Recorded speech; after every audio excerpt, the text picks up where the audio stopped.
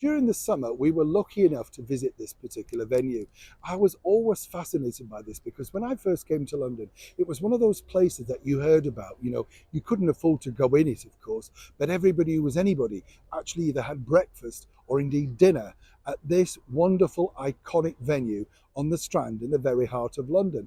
It's adjacent to the Savoy Hotel and for many years was part of that particular company. And then during the pandemic, very sadly, it closed down with no apparent reason. But now, all thanks to a super king restaurateur, Jeremy King, it looks like it's about to emerge from the ashes. But why is this particular venue so important? Let me explain. Hi, good morning. How are you? Nice to see you. This will make you hungry.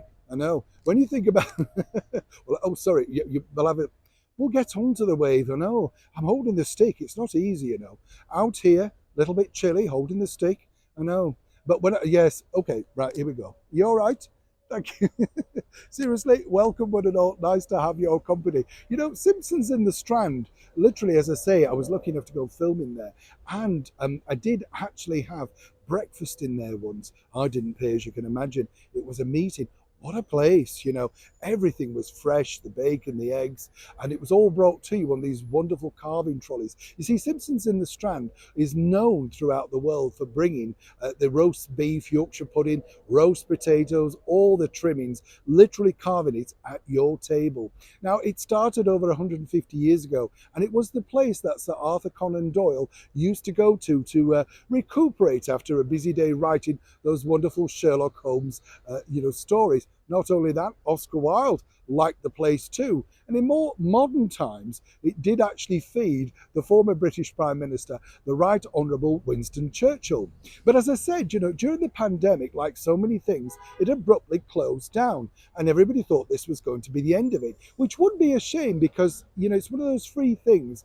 I would say that you could just go in there, didn't mind, and I'm sure they won't again, just go in and look at the absolute vastness of the room. And you can imagine all of these wonderful people, sitting there at that time, and you think, wow, this is where all the movers and shakers sort of worked and did all their deals and stuff. But now the restaurateur, Jeremy King, who has put together things like the Wolsey, the very famous Ivy restaurant. I'm one of those people that stands at the window looking in. It's a bit like Julie Andrews in Victor Victoria, when you're really hungry. And I look at the menus and think, wow, that looks nice. Then you look at the price and think, back to the toast and beans. The reason why I wanted to share this with you, though, is, as I say, it's part of the thing that a lot of people know about in London, and many people have never been, simply can't afford. But it's nice that these traditions are not just being wiped away. And as I said, it was one of those places that literally anybody who was anybody went in. In fact, according to folklore, Marlene Dietrich and Noel Coward used to reside in there in the late afternoon after having a wonderful lunch at the Savoy Grill. Errol Flynn dined in there. So many great names of the past. It would be such a shame if all that was lost forever, perhaps turning it into a store or indeed breaking it in and basically making it yet another apartment block. It looks like this gentleman, Mr. King, has finally saved the day for Simpsons in the Strand. Even though you and I can't afford it, we can always look in the window. Neil Sean in the very heart of London.